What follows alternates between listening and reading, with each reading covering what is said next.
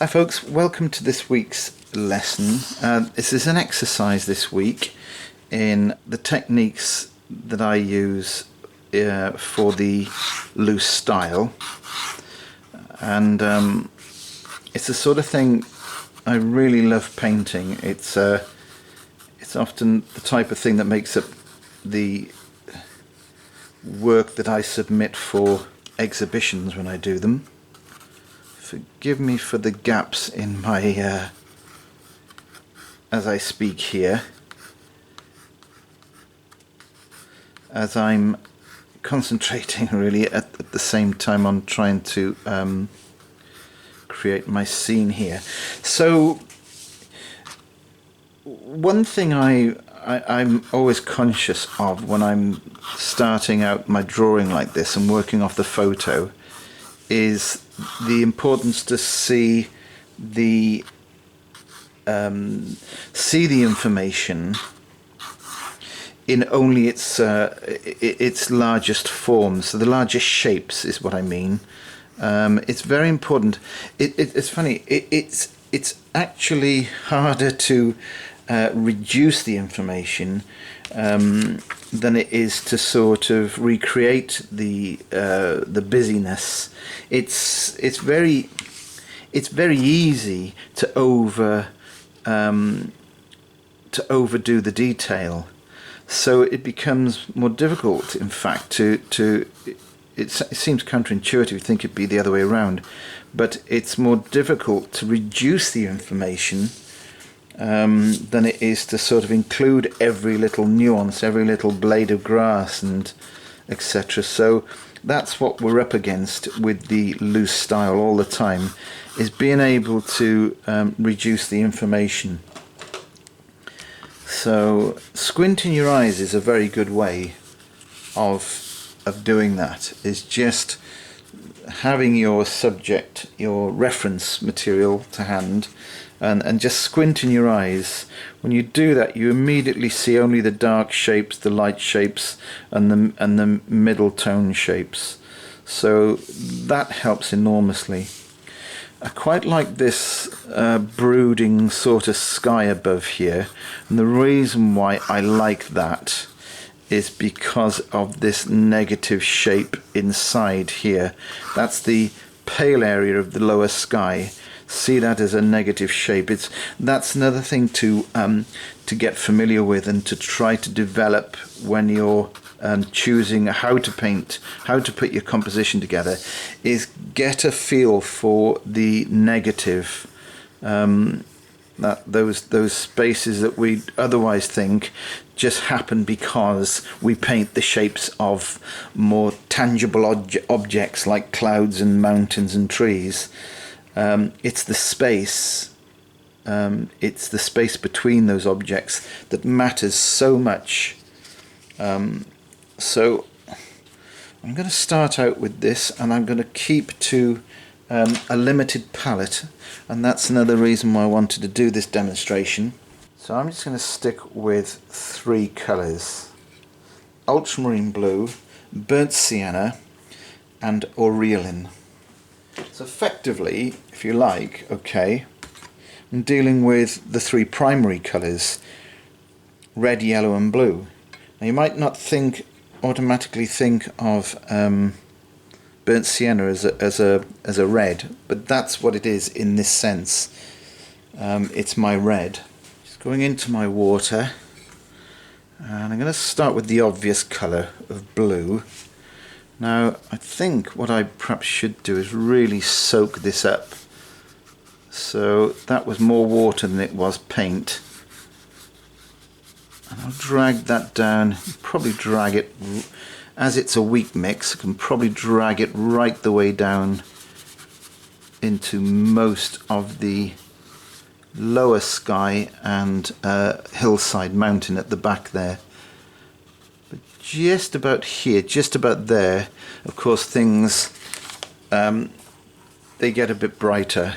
They have that lovely green grassy look about them, but I really want to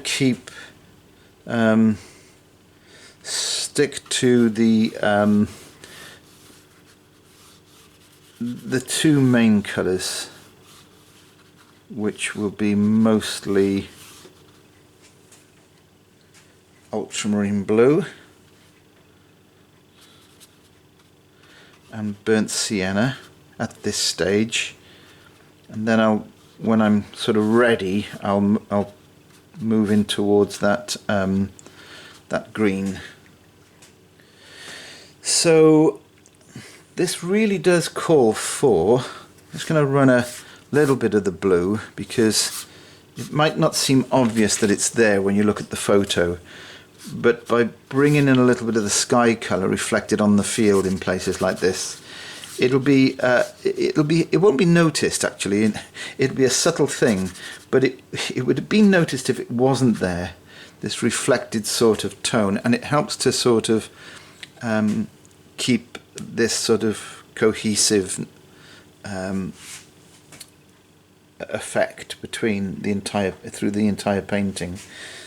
So I'm going to concentrate on the sky.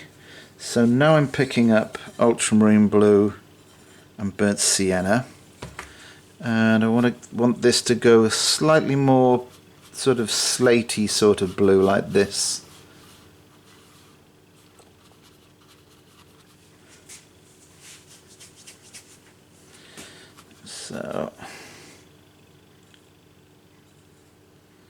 So although I'm using two colours, one has got to dominate. It's not always good to mix them so thoroughly that they become a neutral.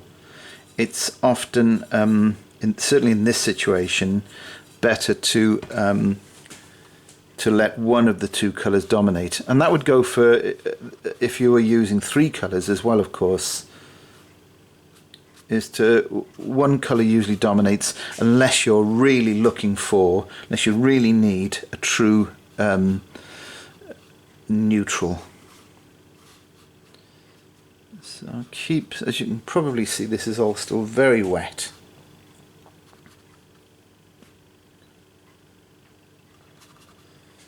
Now I do want this to be quite a heavy leaden looking sort of sky up here, so I'll keep going in each time with a little more paint, more strength in that paint.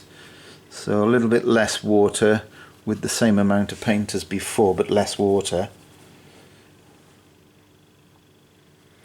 That seems to be about there, I think.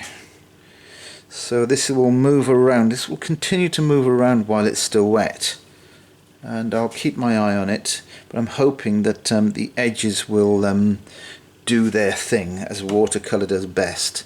So without my intervention, which would spoil it if I were to go back into it, I'm going to leave it like that. I have another video coming up soon about creating dynamic skies, stormy skies, which will involve this and quite a bit more to create that sort of dynamic effect. Right, so I'm thinking about my mountain range back here now. There is evidence of green, even though that's quite a long way off that distant mountain. So what I'll do is I'll pick up the ultramarine blue. I'll still put a bit of small amount of the burnt sienna in here, but I'll also put a bit of the green in there. Now the green, you don't over sort of don't overdo the green at that distance. The brain may be saying, oh look, I can see green in that mountain back there, but that's alarm bells should start running, going off there, because it'll never be that green at that distance. It's just a hint of that green. That's why I was very careful with the amount of yellow I added to this mix. So I'm just shaping up. Now because this is all wet edge, I'm probably going to have to dry this in a moment. But before I do dry it, I want things to look rather soft inside the shape of the mountain.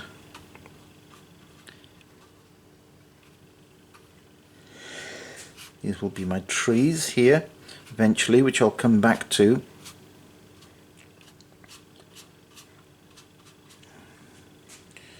So you can see this drifting occurring at the top of my mountain. Now on some occasions, of course, if I wish to create an even more atmospheric scene than that's in the photo, I would allow that to happen. I would just keep it there, but I just want to sort of demonstrate how I get hard edges, soft edges.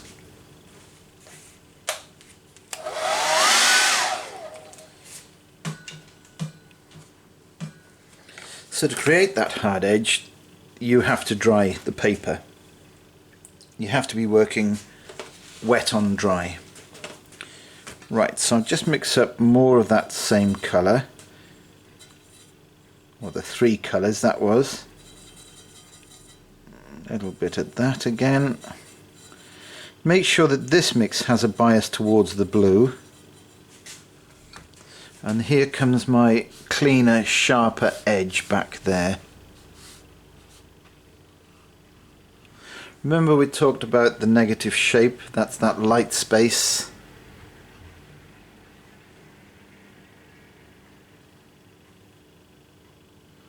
I'm changing the shape of my mountain a little bit because I just think it's a little bit sort of bland, it's a little bit too simplified.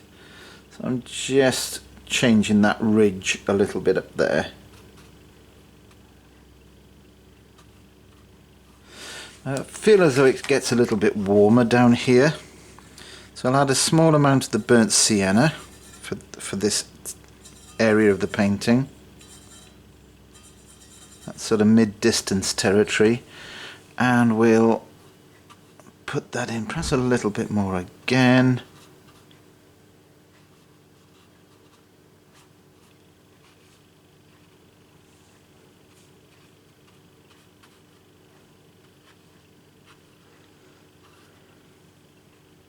I think we'll leave that area like that for now, and I'll decide whether these shapes, the paler shapes, need softening, or there's 2 ways of looking at that, whether it's the edges of the dark paint that need softening, but I won't do that now. I'll wait to make that decision a little bit later. So I think it's time to pay attention now to the greens. That's the midground here and the foreground. So whereas everything else so far has been dominated by cooler colours, or the bluey greens I should say, then this, as we move closer to us here in the scene, of course things get brighter. So a more saturated green, that means more of the yellow, more of the aureolin colour. I'll probably have to allow some of this drifting of colour back there in places. As we get to this foreground, I'm going to keep the yellow aureolin going, but I will then very quickly need to add slightly warmer colours. That's the raw sienna like this. So I'm going to flood this area like I did with the sky when I started. Yes, there's a bit of yellow paint in here, but it's mostly water, this. I'm being careful for the moment at least not to make contact with my last line, because if this watery mix that I'm putting on now makes contact with that area there that I just painted, then this will simply migrate into this area here, and I'll lose all the strength. All that paint and pigment will drift out of there and into the foreground, and I don't want that to happen. So that's why I leave a little slither of clean white paper, just to prevent the migration of 2 different territories. So here's that. I've just added a little bit of burnt sienna into here, a bit more of the yellow as well. A lovely warm golden colour, which can be dropped in. So I continue to work wet in wet here. So the idea not being to obliterate all the previous paler wash. I don't want to get rid of that. This is meant to live in between, to sort of pop up, if you like, in striations, just as it does in the photo. They're these warmer, almost peachy like colours.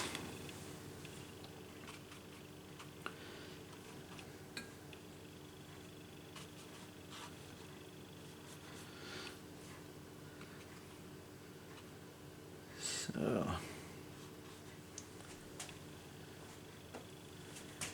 we go in here like this, and I'm pretty certain I'm going to have to come back to this this foreground.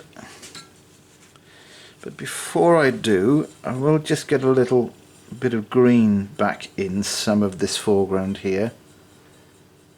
That's a different green again to the one used back here. That green back there was dominated by the yellow. The green that I'm just mixed up now is dominated perhaps more... It is dominated by the blue. Sorry, there's more evidence of the blue in the mix. That's what I meant, sorry. So, by working this way, you can create those textural areas that you find in these sort of fields and areas.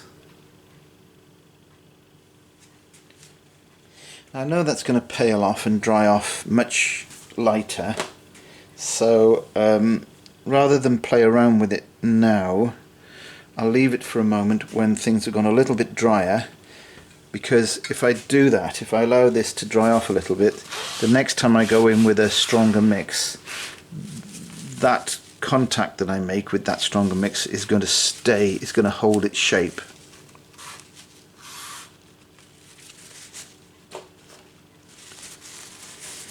So I'm just picking up things that I know might just cauliflower up if I'm not careful.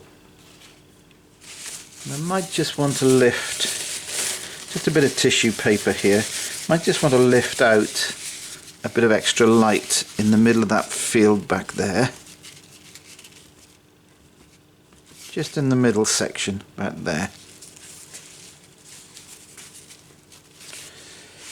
Okay. Let's perhaps tackle these trees. Trees are always dark, you know, they're always, well, I say always, they're often, more often than not, they are the darkest thing in your painting, in your landscape painting. So just sort of be mindful of that. I mean, there's competition between the darkness of the trees and the darkness of the mountain behind, but I've actually deliberately kept my mountain slightly lighter, otherwise the trees are not going to show up. So that's what I'm doing. I'm careful now to reduce the water, so if I stay up here, all my water puddle down is down here, but up here it's pretty dry. So that's where I'll start mixing my tree colours. Now again, it's going to be these tree colours are going to be dominated by ultramarine blue and burnt sienna here. And if I need a little bit of moisture, I just take it from here, just take it from there. And I'll just pull up these shapes. This is a scruffy brush, what I call a scruffy brush. It's an old cheap brush bought in one of these bargain basket things. So I just want to hint upon some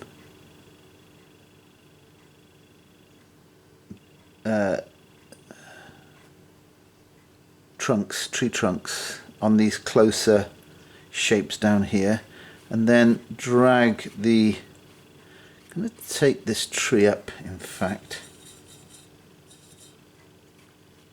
above the skyline.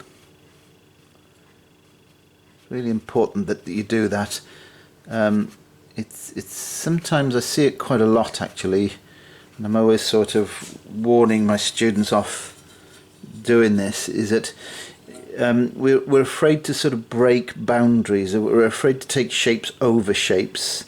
But if you really want to, in this situation anyway, if you really want to create some depth and distance, you've got to show your viewer that these objects are tall, or show off the height of these objects, and you often find yourself having to, of course, go over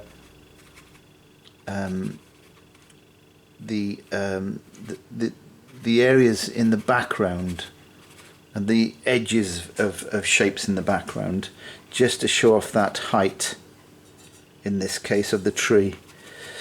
So, great thing about cheap scruffy brushes like this is you don't get precious about them. You don't worry about them. They're not precious. They're not precious items. Well, they are in their own way. I love these cheap scruffy brushes, and I'll always buy them whenever I see them on offer. They often they're rather like the old sort of brushes I used to get as a child in school. So I'm just mixing up again here. Those trees in the background, slightly bluer. Just picking up a little bit of water each time just to get that mix correct.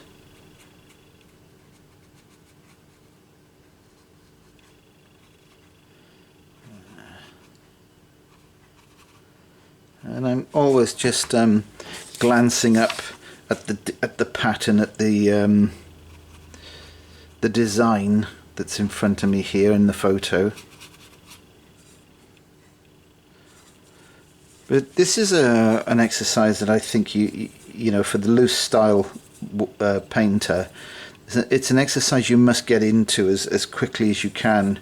If you're fairly new, sorry, to painting in the loose style, this is one practical discipline you must get into and learn as quickly as early as possible, and that is mixing colour rapidly, mixing your paints very quickly on the fly. And if you're not sure what colours you should be mixing, check out my other videos, particularly the ones, because I've got a couple I think by now, the ones by where I talk about the layout of your palette and how to familiarise yourself with the use of different colours, a bit of colour theory, because to be able to, of course, mix up colours this quickly like this, you do need to have a modicum of understanding of colour theory. And it's not as scary as you might think. It just requires starting off on the right foot, loading the palette, etc. And there's a lot of practical issues with painting in the loose style, and you know, I think it's important that certainly as a tutor, I think it's very important not to say don't do this, don't do that, because if I'd have been told that, if I'd been given all these don't do this, don't do that, I think when I was learning, I think it would have taken me much longer to have realised that some of those, the way of dictating to a student like that is probably not best for the student. There's things like the speed of painting. Yes, there's no getting away from it. Speed painting for the loose style is very, very useful. But there's a caveat to everything, and I say try speed painting, get into speed painting, but once you're comfortable with it, there are lots of reasons. Again, I've got other videos explaining why speed painting is so important. But once you've got comfortable speed painting, you can take a rung or two back. You can take a step back and work at your own comfortable pace. And I think you'll find that it'll end up probably a lot quicker than you were painting before. And the other things like, you might hear from time to time what size paper you should work on. And if I was to tell people that working on a particular size paper, small or large, I think that could be detrimental, more detrimental. The truth is, this is how I developed. I watched people painting in the loose style, and what I noticed was a lot of the time they would paint on large pieces of paper, and it would beg the question, why do they choose to paint in such large scale? And I realised what it was. It's to paint in the loose style, and I mean the loose style because that in itself is a broad spectrum. One person's idea of a loose painting is another person's tight painting, and vice versa. But for me, at least, in my humble opinion, I believe that the loose style leans more towards the abstract, and the way you achieve it's all about technique and brushwork, and you paint through your body, from your upper body, not from the hand and the wrist. If somebody said you should paint on small paper, I would question it. I would just say, oh, all right, but the thing is, by at some stage in your development, try working on large paper, simply because it encourages your whole body to move, and that's what the true loose style is. It's large brushwork, large gestures, physical gestures of the arm and the upper body to make those shapes, and you can't do that when you work on small pieces of paper. What we tend to do is we downscale everything. We downscale the size of the brush, we downscale the movement down to our wrist and fingers only, and that can really strangle, it can knock the life out of anything really loose, any gestural loose brushwork. So I would highly recommend that you spend some time in your development working on large pieces of paper with large brushes and get that body moving. Then you can go, again, like speed painting, then you can go back to a size of paper that's going to better suit you and perhaps your chosen subject matter. There's a lot of things play their own part here, but do everything.